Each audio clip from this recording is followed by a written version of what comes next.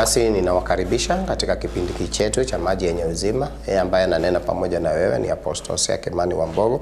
Tuko located Freria, mahali panaitwa Home Center katika mji wetu wa Nakuru.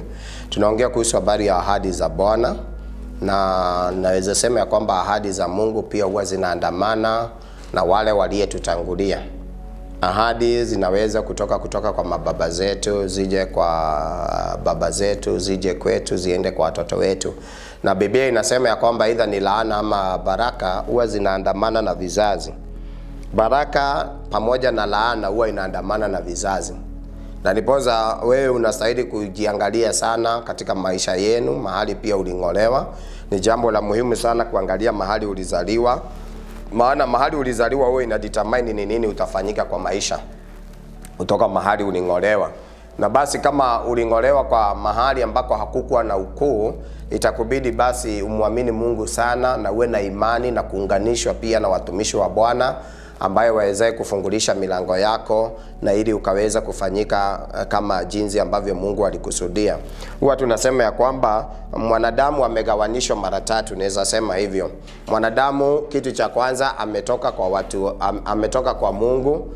Jambo la pili, mwanadamu ametoka kwa damu za watu wao. Alafu jambo la tatu, mwanadamu ameungwa katika maisha yake mwenyewe. Mara tatu mwanadamu ameungwa. Kitu cha kwanza umetoka kwa Mungu, jambo la pili ukapitishwa kwa familia yenu, alafu jambo la tatu ni hatima yako. Na kwa sababu hiyo wewe unaweza fanyika kama mapenzi ya Bwana kama umeelewa kusudi ama damu za watu wenu. Hilo ni la muhimu sana kuelewa. Damu za watu wenu huwa zina uwezo wa kujaribu kuzuia ukuu. Na nipoza Yebezi, Bible inasema, inaongea kuhusu habari ya mtu ambaye aliitwa Yebezi. Neno la Mungu likitangulia kuongea kuhusu habari ya Yebezi huwa linasema, na Yebezi alikuwa mkuu kuliko ndugu zake.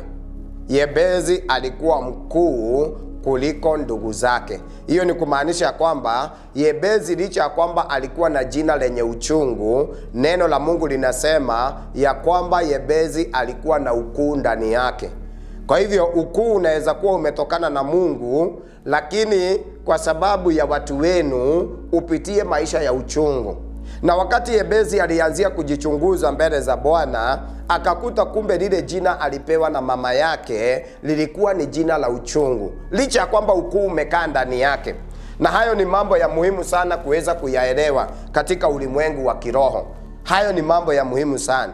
Unaweza kuwa uko na ukuu ndani yako, lakini kwa sababu ya laini za watu wenu, basi zikuzuilie wewe kuweza kufikia makusudi ya Bwana katika maisha yako. Na kwa sababu hiyo neno la Mungu linasema nini? Katika Waroma 9 mstari wake wa kuanzia 5 hadi mstari ule wa 8. Waroma 9 inasema hivi: Kristo ambaye mababu ni wao, ambao mababu ni wao, na katika hao walitoka Kristo kwa jinsi ya mwili, ndiye aliye juu ya mambo yote, Mungu mwenye kuhimidiwa hata milele. Bible inaongea kuhusu habari ya mahali watu waling'olewa. Ni vizuri kujua kila mtu mahali aling'olewa. Hata Kristo alitoka kwa mababu zetu. Katika laini ya wana wa Israeli alitoka huko. Tunajua katika mwanzo wake ulitokana na wanadamu wale wa zamani ambao walikuwa ni mababu zetu. Mstari wa 6 inasema, si kana kwamba neno la Mungu limetanguka, maana hawai wote wa Israeli walio uzao wa Israeli. Kwa hivyo Bible inasema ya kwamba licha ya kwamba wana wa Israeli tunaweza tajwa na wana wa Israeli, lakini wote hawafanyiki Israeli kwa sababu wametoka Israeli. Mstari wa 7 inasema, wala hawai wote wana kwa kuwa uzao wa Ibrahimu, mbali katika Isaka uzao wako utaitwa. Bible inasema hata kana kwamba sisi zote tumetoka ndani ya baba Ibrahimu, sisi zote hatutakuwa uzao wa baba Ibrahimu. Kwa hivyo hata kama leo hii tunajitanisha na baraka za baba Ibrahimu, wakati mwingine tutapoteza malengo. Ndiyo, sisi zote tulitoka ndani ya baba yetu Ibrahimu, lakini tusisahau ya kwamba tumegawanyishwa. Sasa kutoka kwa baba Ibrahimu tunaona Isaka, tunaona Yakobo, Kwa hivyo tunaona ya kwamba na watu wengi sasa walienda wakibadilisha maadili. Wengi wakaenda hata wakiasi mbele ya wazazi wao. Wengine wakapata laana za wazazi wao. Unakuta ya kwamba wana struggle ni kwa sababu ya mambo yale walifanya. Ndio, zote tulitoka kwa baba Ibrahimu. Lakini sasa vile ambavyo tumeenda tukigawanyishwa, unakuta ya kwamba kuna watu wengine wanaenda wakiondolewa kwa zile ahadi ambazo zilikuwa ni za baba Ibrahimu. Na sasa wewe ukiokoka, nitakuhubiria nikwambia kwamba sisi zote tulitoka kwa baba Ibrahimu. Kwa hivyo tuombeni baraka za baba Ibrahimu, lakini usisahau tumegawanyika. Biblia inasema ya kwamba katika mstari wa 7, na hao wote wana kwa kuwa wazao wa Ibrahimu, mbali katika Isaka uzao wako utaitwa. Basi unaona ya kwamba licha ya kwamba sisi zote tumetoka kwa Ibrahimu, kuna Isaka, kuna Yakobo, kuna watu wengine wamepatikana mpaka kizazi chako kifikiwe. Na hapo ndipo basi tuna uwezo wa kung'ang'ania baraka zetu. Maana vile ambavyo tumeenda tukigawa kutoka kwa baba yetu Ibrahimu, sio kusema sasa tutakuwa tunajipa haki ya kwamba kwa sababu Ibrahimu alikuwa ni tajiri na sisi zote tumeitanishwa na baba Ibrahimu, sasa kila siku unakuwa unasema si mimi nimetoka katika uzao wa Ibrahimu, ninajua Bwana atanikumbuka. Kuna wengine walitoka ndani lakini njia zao hazikupendeza, wakaondolewa katika zile ahadi za mababa zetu wa imani. Na hiyo ukijua, sasa utaanzia kujitafuta kwa Mungu. Utaanzia kujiuliza, kwa nini maisha yangu ninang'eng'ana na ila hali nimetoka kwa zina ambalo lina utajiri mwingi sana, ambalo ni baba Ibrahimu. Wengine waliasi wakalaaniwa, wengine hata wakaambiwa watafanyika kuwa watumwa wa wengine. Ni kwa sababu ya vile ambavyo walienenda mpaka kutufikiwa wazazi wetu ambaye ni mababa zetu. Unakuta kwamba laana zimekuja zikifuatisha. Sasa ndio unaona maisha yetu yanakuwa magumu, licha ya kwamba mahali tuling'olewa ni kwa baba yetu Ibrahimu. Na hiyo itatusababisha tuzame zaidi kujitafuta, na ili tujue mahali tunaweza tukajipata ni kwa sababu ya baraka za kila mmoja. Yaani si watoto wa mwili walio watoto wa Mungu, bali watoto wa ile ahadi wahesabiwe kuwa uzao. Mstari wa 9 anasema, kwa maana neno la ahadi ni hili, panapo wakati huu nitakuja na Sara atakuwa na mwana. Biblia inasema ya kwamba neno la ahadi ni kuwa ya kwamba Mungu amesema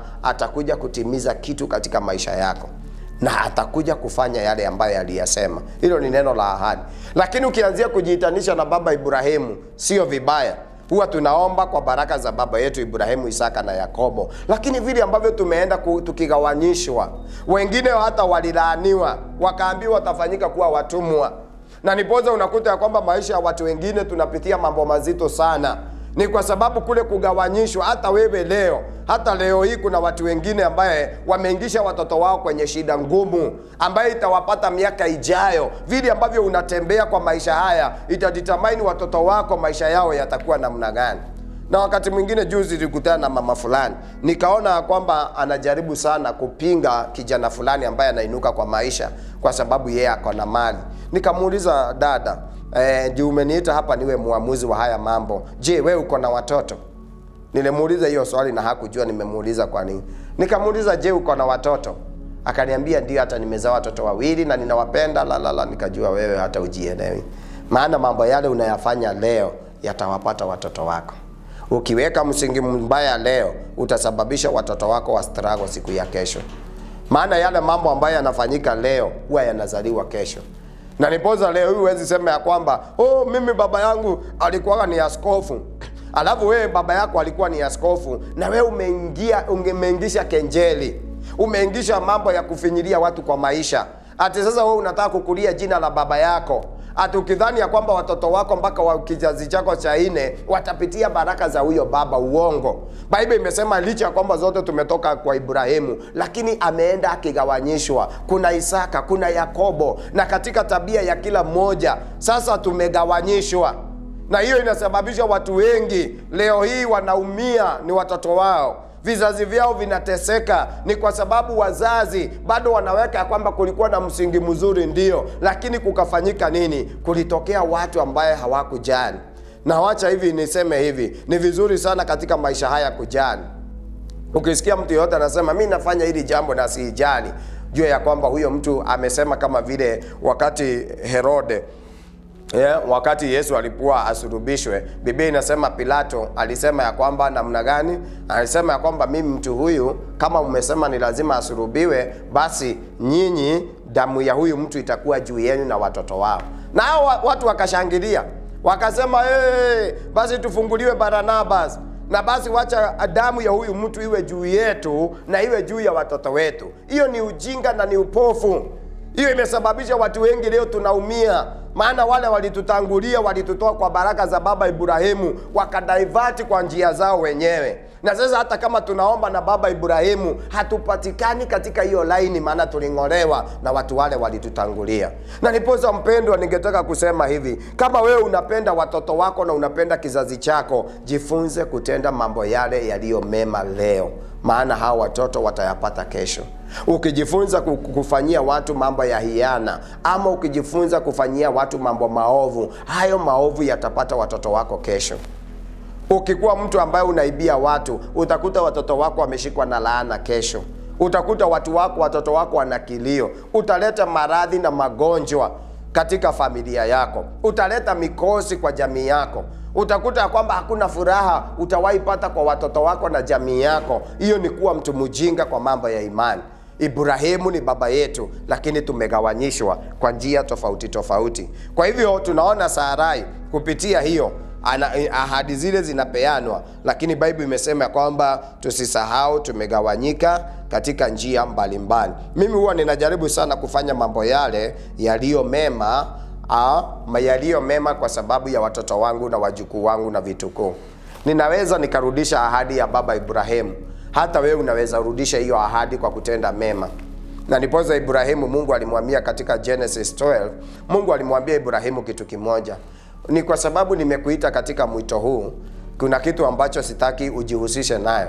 Akamwambia baba Ibrahimu, akamwambia kitu cha kubariki na kitu cha kulaani, hayo mambo mawili uniachie mimi Mungu. Ndio huwa tunabariki watu, tunasema ya kwamba uinuliwe na ubarikiwe. Ni vizuri kuhani kukuambia ubarikiwe, lakini kubarikiwa kutoka kwa kuhani kuliko kwema ni wakati wewe unaguza maisha yake. Mungu akamwambia Ibrahimu ya kwamba mtu yeyote atakayeguza maisha yako kwa njia moja ama nyingine kwa wema, mimi Mungu nitambariki. Yeyote yule ambaye atajaribu kuingilia maisha yako kwa njia nyingine yoyote, wewe usimlaani. Mimi Mungu uniachie shughuli ya kulaani, maana mimi ndio nitalaani watu wale ambao watakulaani. So unaona ya kwamba unajifunza tu kutenda yale ambayo yanakupasa wewe kufanya. Haya mambo mengine muachie Mungu. Na nipoza mimi wanasema ya kwamba katika mwito wangu kuna mambo mengi yanakujaga, yanatokea. Sijui watu wanaweza jitokeza hata huko kando, naanze kusema aposto, sijui ni msherati, hiyo kanisa ni ya shetani. Mimi hiyo mambo hata sishindaniliagi nayo. Ni kwa sababu ninajua kwa na yule ambaye aliniita, na kile ambacho mimi ninastahili kufanya ni nini? Kupasa habari njema ya injili ya Kristo ambaye Mungu ameniitia. Ndio unaweza sema kwa mambo mengi, lakini kama dhamira yako iko safi, kwa nini utoke katika kusudi la Bwana uanzie kupigana na watu bure, ama uanzie kunena mambo mengi kwa watu wale ambao wanaongea mambo ambaye hayana faida kwako? Watasababisha upoteze kusudi la Mungu kwa maisha yako, na ikupasi kuwa hivyo. Inakupasa wewe mwenyewe kuwa umefocus kwa kile Mungu amekuitia. Usisikilize watu huku wala kule, maana kuna kusudi la Mungu ya kuhakikisha kwamba kama kuna jambo linastahili kubarikiwa, Mungu analibariki. Tuangalie katika Wagalatia 4. Wagalatia 4 mstari wa 27 inasema, kwa maana imeandikwa, furaha wewe uliye tasa usiyezaa, paza sauti we uliye wewe usiye na utungu, maana watoto wako aliyeachwa pekee ni wengi kuliko kwa huyu aliye na mume. Bible inasema ya kwamba kwa wale ambaye hawazai, na tulisema ya kwamba utasa ni mwingi. Utasa sio wa ujauzito peke yake, licha ya kwamba hata wale ambaye ni tasa hawazai wanazaa. Na nataka kurudia tena hilo, hata wale ambaye ni tasa ya ujauzito wa tumbo wanazaa. Kanisani kwetu mimi nimeombea zaidi ya wamama 4 5 ambaye ni tasa na wanazaa. Mmoja alikuwa amekaa miaka 9 na mume wake bila mtoto, na daktari amesema hawezi akazaa, na tulipoomba na yeye sasa yako na watoto 4. Mwingine pia alikuja, huyo kwanza hata hadhi wa mama wanajua, hakuwa naona kutoka mtu akiwa amemaliza class 8, unajua inaanziaka class 6 hapo 7 8 mpaka amemaliza secondary, hajawahi ona kitu kama hiyo. Ameenda college, hajawahi ona kitu kama hiyo. Anaenda kwa daktari, anamwambia hakuna mtu tushasikia amewahi pata mtoto kama haipitii hizo hali. Kwa hivyo hormone zako sijui nini, hauwezi ukazaa. Lakini nataka kukuahidi nikiwa mbele za Bwana, huyo binti wakati alikuja kwenye madhabahu, tukaomba na yeye, leo hii ni mama wa watoto wawili na ni msichana mdogo sana. Maybe ako na miaka 20 saa hii na 4 kama ama 25. Lakini aliolewa, na wakati aliolewa mume wake hakujua kana kwamba hawezi akazaa, lakini kwa sababu alijaribu sana kwenda hospitali mbalimbali. Alienda hospitali 4 za taifa letu la Kenya, zile kubwa kubwa. Alienda Kijabe, alienda Kenyatta, alikuja hapa mji wetu wa Nakuru level 5, na akaenda sijui kwa Ng'othi. Hizo hospitali zote ripoti ikasema ya kwamba hawezi akazaa. Na wakati alikuja kanisani akaniambia, mimi mchungaji, nina ripoti za madaktari 4 zinasema siweze nikazaa. Na akaja na njia ya imani, maana imani ni kitu cha maana sana. Akaniambia, lakini mimi nimesikia habari ya hii madhabahu na kile Mungu amekuwa akifanya juu ya haya madhabahu. Na mimi mchungaji, mimi ni mgeni, nilitoka Nairobi, na niko na uhakika ukiniombea nitapata mtoto. Tuliomba na huyo msichana karibu miezi 3. Na huyo msichana alikuwa ni mtu wa imani sana. Alikuwa ananiambia, mimi hata sitaki maombi ile mingi watu wanaombeagwa. Kitu kimoja ninataka, nikiona gari lako hapa kanisani unaniruhusu ninakuja. Wewe unasimama tu kwa madhabahu unaniekelea mkono, usiombe, ninaenda. Hebu imagine huyo msichana aliniambia hivyo. Na akikuja akiniona, na mimi nikaamua kufuata Kenya anasema. Akikuja mimi napanda kwa madhabahu, ninamwekelea mkono, anatoka anaenda. Ikienda miezi 3, akaanzia ile hali za wamama. Anaanzia kuwa anaugua. Wakati alienda hospitali, akapimwa mara ya kwanza, daktari hakumpima vizuri, akamrudi nyumbani. Kama baada ya siku 3 tena hiyo jambo likaendelea, akarudi, akapelekwa na bwana yake. Kwa hiyo daktari akamwambia, si naona kwanza tukupime kama we ni mjamzito. Akasema hapana, hakuna haja ya kupima. Akaulizwa kwa nini, akasema hapana, hakuna haja ya kupima. Daktari akamuuliza, unasema hivyo kwa nini? Akamwambia, mimi ripoti zangu niko nazo za hospitali zote mpaka hapa inasema siwezi nikapata mtoto. Daktari akamwambia, lakini hii sign ni ya mtu mwenye ni mjamzito, acha tu tukupime. Hata kama alipopimwa akakutikana hiyo miezi 3 ni mjamzito. Na hilo jambo likashangaza hata huyo mama. Huyo mzee wake alikuwa hapo nje. Siku hiyo ndio alijua amekaa na mwanamke mwenye haezi zaa na hajawahi mwambia. Wakati mwingine wake wana siri nyingi sana ambazo huwa wanatuficha. Lakini kwa neema ya Bwana mume wake alijulia hapo. Akajua huyu mama na akampatia. Sasa akakubali kumpatia hizo stakabadhi zake, akamwambia, angalia, walisema mimi siwezi. Na leo hii ni mama wa watoto wawili. Bible imesema nini? Wagalatia 4 mstari wa 27. Kwa maana imeandikwa, furahi wewe uliye tasa, usiyezaa, paza sauti, uliye wewe usiye na utungu, maana watoto wake aliyeachwa peke yake ni wengi kuliko huyu aliye na mume. Basi ndugu zangu, kama Isaka, sisi tu watoto wa ahadi. Kwa hivyo tunaona ya kwamba tukimwamini Mungu tuna uwezo wa kupokea ahadi za Mungu. Na mimi huwa nina imani sana. Mimi imani. Mimi ni baba wa imani pia. Ninapenda mambo ya imani. Ni kwa sababu nimeona Mungu akifanya mambo makubwa. Mtu kama huyo kuponywa na apate mtoto, hiyo sio jambo la kawaida. Sio jambo la kawaida. Mtu ambaye hata madaktari wamepitisha hospitali zile kubwa za taifa letu la Kenya hawezi akapata mtoto, kisha apate mtoto. Leo hii ako na watoto wawili. Ako na watoto wawili saa hii. Na Mungu ni mwaminifu. Na Mungu amefanya mambo mengi sana. Utasa kutoweka sio jambo rahisi. Lakini kwa neema ya Bwana, wewe ambaye una utasa, haijalishi ni utasa wa aina gani. Kuna wengine hata wakishika pesa zinaishia kwa mikono, hawajui zinaenda wapi. Hiyo ni utasa ambayo imewekwa kwa mikono yako. Usiwahi nawili. Wengine hata akishika pesa anaugua saa hiyo. Akishika pesa mikosi, anasikia ng'ombe iligonga mama yake nyumbani. Pesa zinaambiwa zitumwe nyumbani. Yaani ndipoza usiwahi kufanikiwa. Maana kuna utasa wa utajiri katika familia yenu.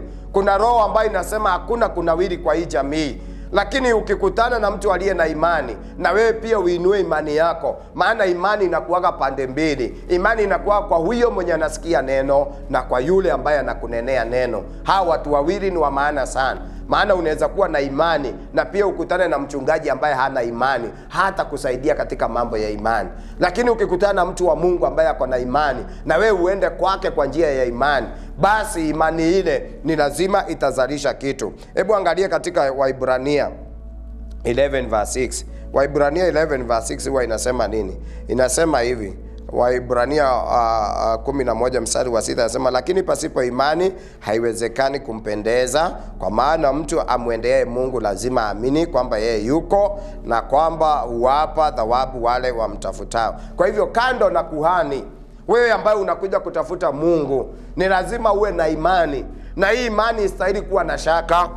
Maana sasa watu wengi huwa wanafanya kama yule mtu alikuwa katika Yohana 5, alikaa katika birika miaka 38, na akiwa katika lile birika ambaye malaika alikuwa anashuka na kuchipua maji, wakati anaingia ndani maji yanaruka juu, yule wa kwanza kutumbukia anapona. Tunakuta ya kwamba hata Yesu wakati alimtembelea, huyu mtu hakuwa na maneno ya kuinua imani yake. Yeye alikuwa amefika mahali mpaka anaona ni kana kwamba Mungu hawezi akajibu maombi. Hata Yesu amekuja anamwambia, chukua gondoro lako ujipeleke. Yeye anaanzia kusema, mimi sina mtu wa kuniweka ndani ya maji.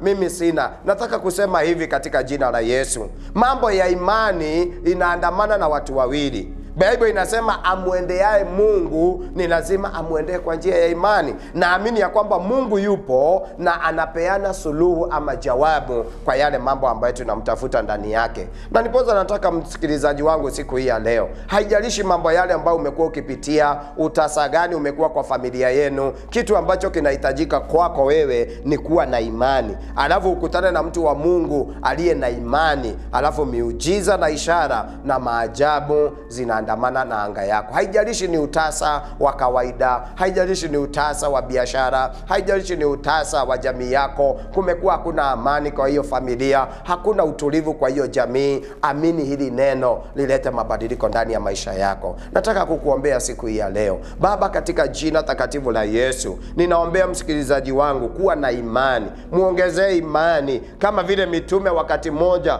walimuuliza Yesu, mtu anastahili kusamehewa mara ngapi? Wakaambia kwamba mtu anastahili kusamehewa mara 7, mara 70. Wakaambia Yesu, tuongezee imani. Maana imani yetu haituruhusu kufanya mambo kama yale. Hata siku ya leo ninamwombea mtazamaji wangu, wengine wako na utasa, lakini kile kimepunguka ndani yao ni imani. Lakini kwa neema ya hili neno siku hii ya leo, waongezee imani. Wakiongezeka imani, wacha hili neno Bwana liwazalishie miujiza na ishara na maajabu. Mambo yale hangewezekana yatendeke siku hii ya leo kwa nguvu na uwezo wako na mamlaka ya damu ya mwanakondoo wa Mungu aliye hai. Asante Bwana kwa kujidhihirisha kwa hawa wanadamu kwa njia ya ishara na maajabu. Utukufu ni wako leo, ni wako kesho, ni wako hata milele. Asante Yesu kwa sababu ya hiyo neema ambayo imefanya mambo makuu ambayo yanazidi mawazo ya wanadamu. Kwa damu Yesu Kristo tunaomba na tunakushukuru. Wewe mtazamaji wangu mahali ulipo, kama hujamkubali Kristo, sema, Bwana Yesu, naja mbele zako, mimi ni mwenye dhambi, nioshe na unitakase na damu iliyomwagika msalabani. Tafuta kanisa nzuri, kama uko kwa mji wetu wa Nakuru, kuja pale Home Center free area, mpiga namba zile ziko pale, utaweza kuelekezwa zaidi ama kwa jinsi ya maombi. Hadi kipindi kingine cha Maji Yenye Uzima, mimi wako Apostle Kimani Hosea. Shalom, shalom, shalom.